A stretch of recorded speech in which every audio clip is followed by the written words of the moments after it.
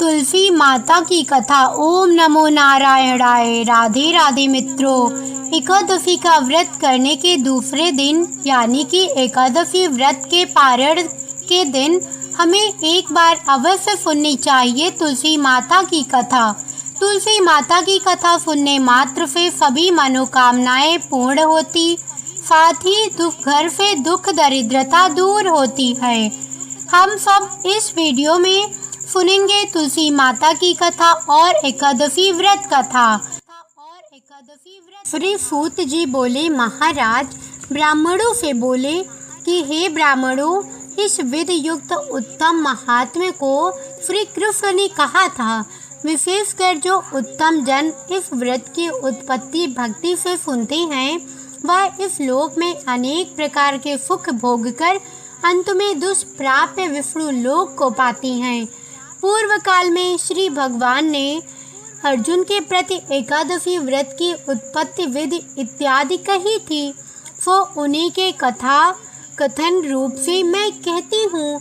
अर्जुन ने पूछा कि हे जनार्दन, जो रात्रि में उपवास करती हैं तथा एक ही समय में भोजन करती हैं, उन्हें क्या पुण्य मिलता है और उस उपवास की विधि क्या है, सो आप कृपा करके कहिए। यह सुनकर श्री कृष्ण भगवान ने कहा कि सबसे प्रथम स्नान करना चाहिए तथा व्रती पुरुष, पतित चोर, पाखंडी, देवता, वेद और ब्राह्मणों की निंदा करने वाले दुराचारी, पर द्रव्य चुराने वाला, इन सबसे बात न करें। यदि किसी तरह इनको देख ले तो इस पाप को दूर करने के लिए सूर्य को देखें, स्नान के बाद नैवेद्य आदि अर्पण कर भगवान विष्णु की पूजा करें, दीपदान करें। यह सब कर्म भक्ति भाव युक्त होकर करें। उस दिन निद्रा और मैथुन न करें तथा रात्रि नृत्य गायन आदि सद्वार्ता से बिताएं। भक्ति युक्त होकर ब्राह्मणों को दक्षिणा देवें और प्रणाम कर उनसे अपनी त्रुटि की क्षमा याचना करें। शुक्ल पक्ष और कृष्ण पक्ष की एकादशी दोनों समान हैं। इन दोनों एकादशी में भेद बुद्धि उचित नहीं है। व्यतिपात योग में संक्रांति के समय में चंद्र या सूर्य ग्रहण में कुरुक्षेत्र में स्नान से जो फल प्राप्त होता है, वह सब एकादशी के व्रत करने से मनुष्य को प्राप्त होता है। अश्वमेध यज्ञ करने से जो फल प्राप्त होता है, उसे 100 गुना अधिक पुण्य एकादशी के व्रत करने से होता है। जिस मनुष्य के घर में एक सहस्त्र तपस्वी 60,000 वर्ष भोजन करे, उसे जो पुण्य प्राप्त होता है, सो एकादशी व्रत से भी होता है। वेद वेदांग पूर्ण ब्राह्मण को 1000 गौदान करने से जो पुण्य होता है, उससे 10 गुना अधिक पुण्य एकादशी के उपवास से होता है। 10 उत्तम ब्राह्मणों को भोजन कराने से जो पुण्य होता है, उससे 10 गुना आदि पुण्य एकादशी के उपवास से होता है। और इससे भी 1000 गुना अधिक कन्या और भूमि दान करने से पुण्य होता है। इससे 10 गुना अधिक विद्या दान से पुण्य होता है। विद्या दान से 10 गुना अधिक पुण्य भूखे को अन्न देने से होता है। अन्नदान के बराबर और तुलसी पुण्य नहीं है। इससे स्वर्गीय पितर तृप्त होते हैं। इससे पुण्य का प्रभाव देवताओं को भी जानना दुर्लभ है। इसलिए अवश्य ही एकादशी व्रत करना चाहिए। एकादशी के दिन नफा नहीं करना चाहिए और अन्न नहीं खाना चाहिए। अर्जुन ने पूछा, हे देव, आप इस तीर्थ को सब तीर्थों से श्रेष्ठ तथा पवित्र कहते हैं, इसका क्या कारण है? भगवान ने कहा कि पहले सतयुग में मुर नामक एक महाभयंकर दैत्य था, जिसके भय से सभी देवता भयभीत थे। उसने इंद्र आदि देवताओं को जीतकर उन्हें उनके स्थान से भ्रष्ट कर दिया था। तब इंद्र आदि देवताओं ने महादेव जी से कहा कि हे देवों के देव, हम लोग इस समय मुर दैत्य के अत्याचार से पीड़ित होकर मृत्यु लोक में अपना काल बिता रहे हैं और देवताओं की दफा तो कहीं नहीं जाती। सो कृपा करके इस दुख को छूटने का उपाय बतलाइए।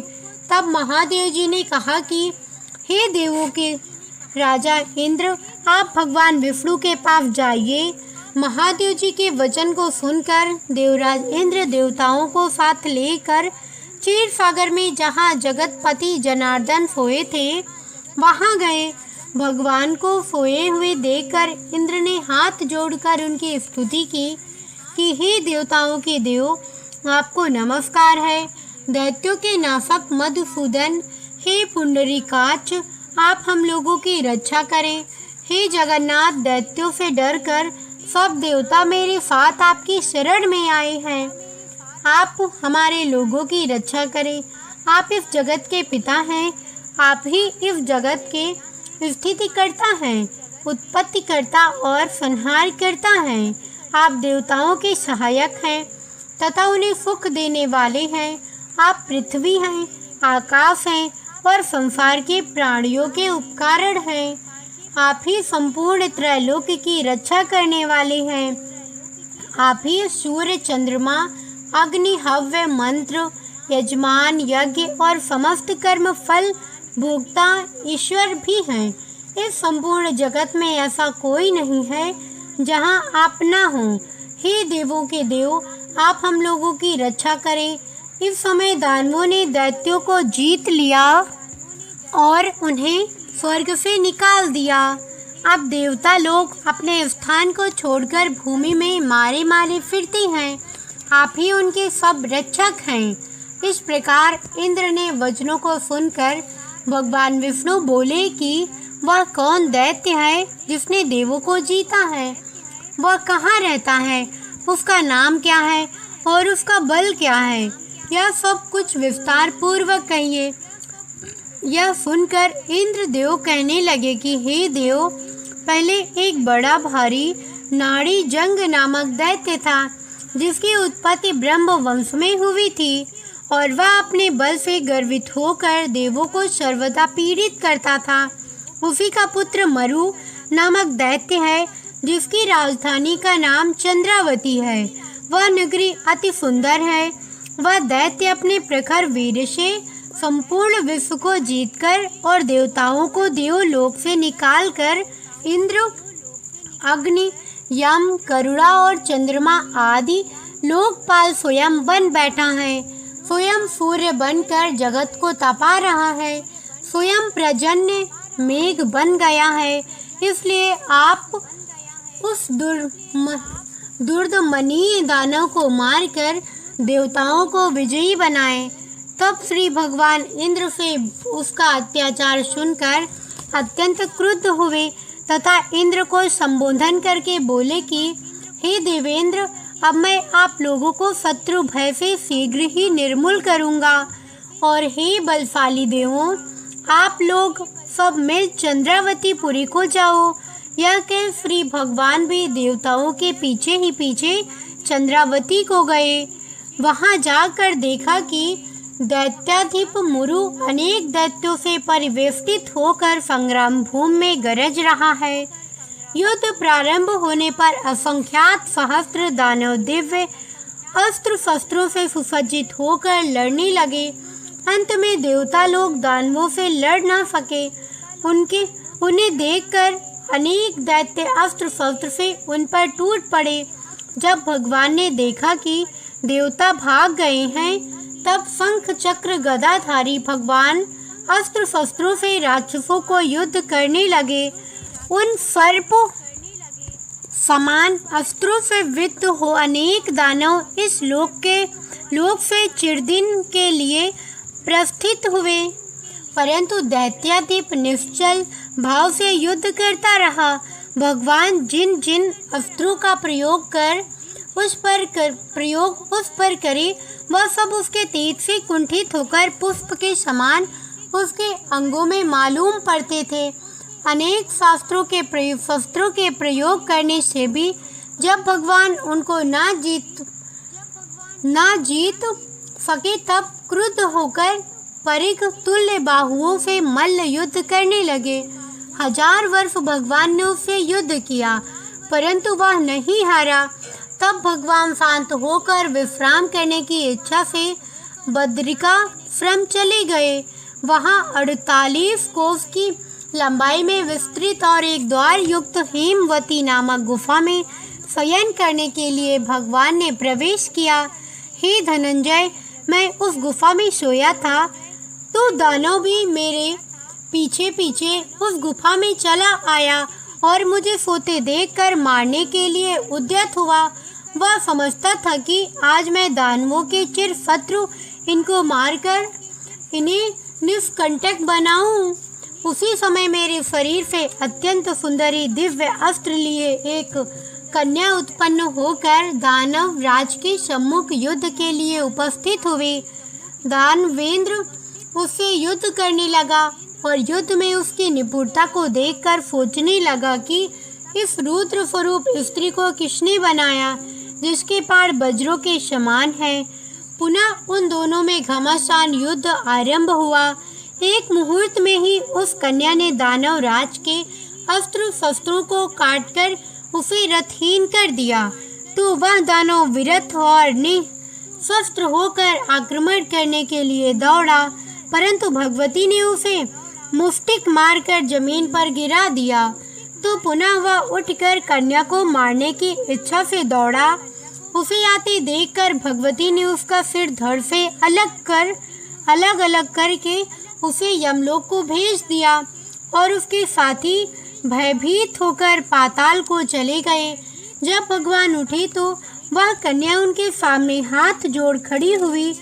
उस कन्या को देखकर भगवान विष्णु अति प्रसन्न हुए और बोले कि संपूर्ण देव गंधर्व नाग लोकेश सभी को जीतने वाले इस दृष्टि दानव को रण में किसने मारा है, जिसके भय से मैंने इस कंदरा में आश्रय लिया था, सो किसने कृपा कर मेरी रक्षा की है।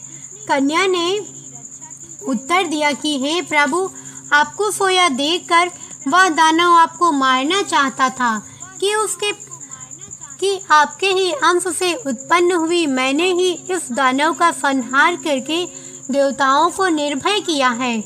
मैं सर्व शत्रु दमनकारिणी आपकी महाशक्ति हूँ। हे प्रभु, आप बतलाइए कि इसके मारने से आपको क्यों आश्चर्य हो रहा है।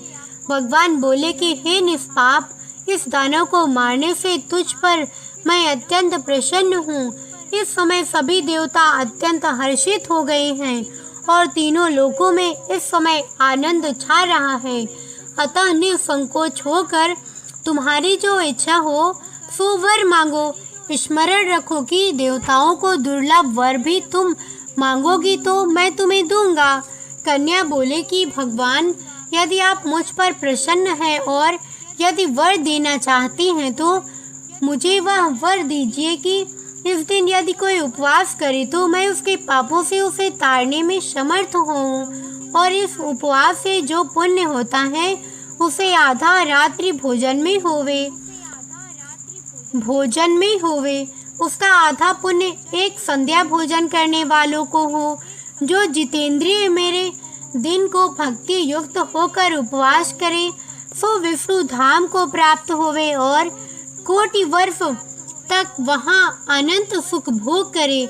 यह सुनकर भगवान विष्णु बोले कि हे कल्याणकारी, जो तुम कहती हो वह अत्यंत सत्य होवे। जो हमारे और आपके भक्त हैं उनकी कीर्ति जगत में प्रसिद्ध होगी तथा वे मेरे समीप वास करेंगे। हे मेरी उत्तम शक्ति, तुम एकादशी तिथि को उत्पन्न हुई हो, इस कारण तुम्हारा नाम भी एकादशी ही होगा। एकादशी उपवास करने वाले के संपूर्ण पापों को दूर कर मैं उन्हें उत्तम गति दूंगा। विशेषकर तृतीय, अष्टमी, चतुर्दशी, एकादशी ये तिथियां मुझे अत्यंत प्रिय हैं। हे पार्थ, सब तीर्थों से, सब व्रतों से अधिक पुण्य एकादशी तिथि में है। विष्णु भगवान इतना वर देके वहां से अंतर ध्यान हो गए और एकादशी तिथि भी वर पाकर परम संतुष्ट तथा हर्षित हुई। हे अर्जुन, जो मनुष्य एकादशी का व्रत करते हैं मैं उनके शत्रुओं का नाश करके अवश्य ही उत्तम पद देता हूँ। इस प्रकार एकादशी की उत्पत्ति हुई। सब पापों को दूर करने और सब प्रकार के मनोरथ सिद्ध करने के लिए यह तिथि प्रसिद्ध है। जो एकादशी व्रत करती हैं वे उत्तम लोक को जाती हैं। वह पुरुष धन्य है जो विष्णु भक्त एकादशी का महात्म्य सर्वदा श्रवण या पठन करती हैं। उन्हें अश्वमेध का फल प्राप्त होता है। जो विष्णु परायण मनुष्य दिन रात विष्णु की कथा सुनती हैं वह अपने कोटि पुरुष के साथ विष्णु लोक में जाकर पूजित होती हैं। जो एकादशी महात्म्य का चतुर्थार्थ भी श्रवण करता है उसके ब्रह्म अत्यधिक पाप छूट जाती हैं। विष्णु धर्म के समान दूसरा धर्म नहीं है। एकादशी व्रत के समान दूसरा व्रत नहीं है। तुलसी माता की कथा। एक कन्या थी। जब वह थोड़ी बड़ी हुई और उसको समझ आने लगी तब से ही वह तुलसी माता की पूजन करने लगी। उसके प्रतिदिन का नियम था कि तुलसी माता जी का पूजन करने के बाद ही खाना खाती थी। जब वह शादी के लायक हुई तब उसके माता पिता ने उसकी शादी करवा दी। कन्या को उसके माता पिता ने दहेज में भी एक तुलसी का गमला दिया। ससुराल में वह प्रतिदिन सवेरे उठते ही पूजा करती, फिर उसके बाद ही खाना खाने बैठती थी। उसकी 2 जेठानियाँ थी। वो दोनों उसका मजाक उड़ाती थी कि बड़ी नियम धर्म वाली बनती है। उन दोनों को उससे बहुत ईर्ष्या होती थी, इसलिए वो दोनों तुलसी जी का गमला छिपा देती। वह कन्या बड़ी मुश्किल से ढूंढ कर लाती, अच्छे से पूजा करती, फिर खाना खाती। वह गमला ढूंढ कर ले आती तो एक दिन तो उसके जेठानियों ने क्या किया कि तुलसी माता का गमला कहीं दूर फेंक दिया। कन्या ने खूब ढूंढा पर उसे तुलसी का गमला नहीं मिला। वह बहुत ही परेशान हो गई। उस दिन तो उसने खाना भी नहीं खाया। उसका नियम जो था, उस कन्या की सच्ची भक्ति देखकर तुलसी माता उससे बहुत प्रसन्न हो गई और उसके कमरे में तुलसी माता का गमला प्रकट हो गया। अगले दिन सुबह जब वह उठी तो क्या देखती है कि उसके खाट के चारों कोनों पर तुलसी माता का गमला आ गया है। यह देखकर वह तो बहुत प्रसन्न हो गई कि अब मेरी तुलसी माता को कोई चुरा नहीं सकेगा। पूजन करने के लिए भी कहीं और जाना नहीं पड़ेगा और कोई मेरी तुलसी माता को फेंक भी नहीं सकेगा।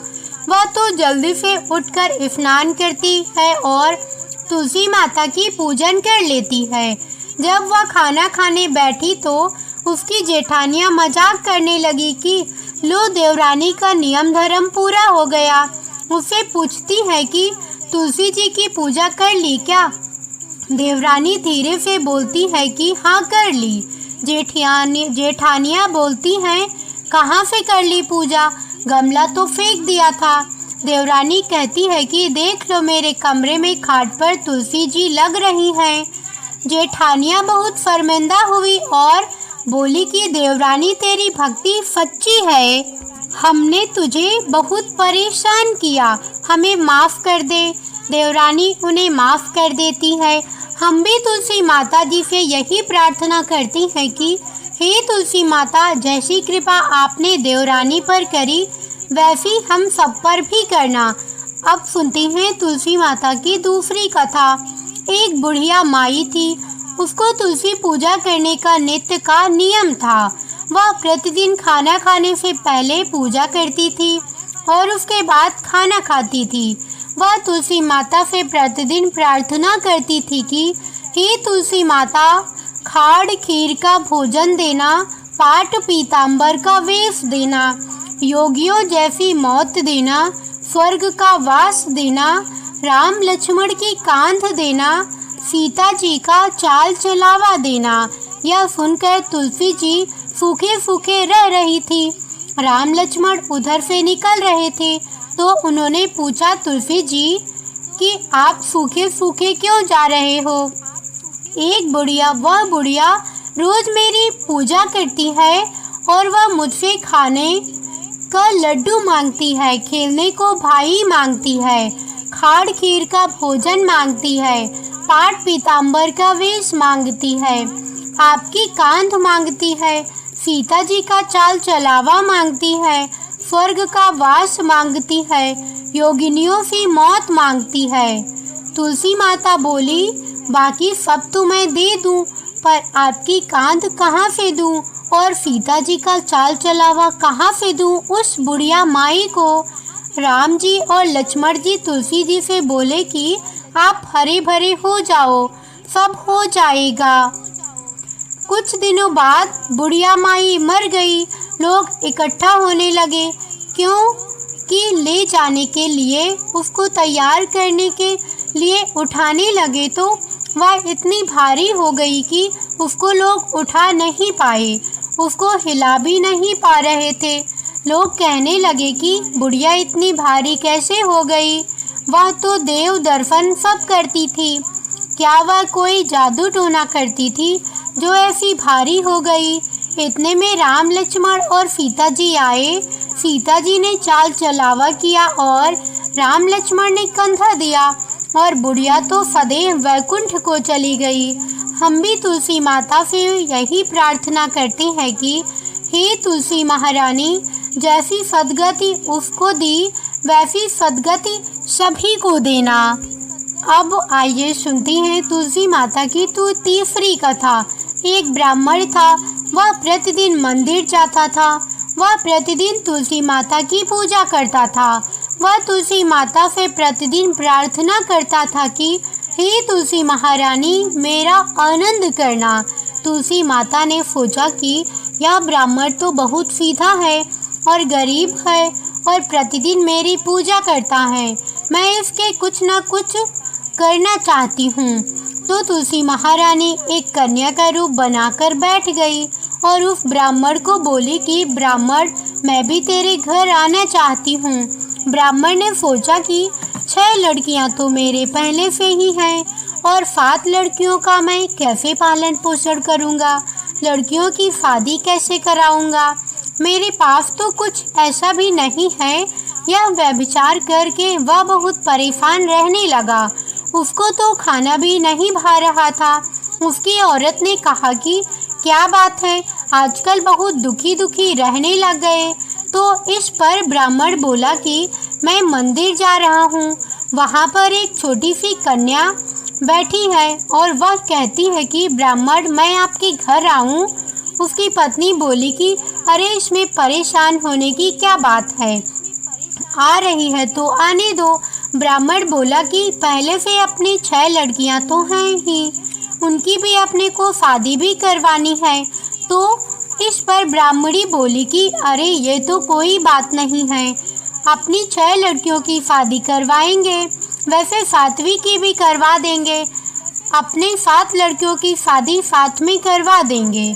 अगले दिन जब वह ब्राह्मण मंदिर गया तो उसकी उस छोटी कन्या ने पूछा, ब्राह्मण, मैं आपके घर आऊं? तो ब्राह्मण बोला कि हाँ चल बेटा चल। उनको वह घर पर लेकर आ गया। तुलसी माता कन्या के रूप में ब्राह्मण के घर आने से ब्राह्मण के घर में बहुत आनंद हो गया, घर में लक्ष्मी की बारिश हो गई।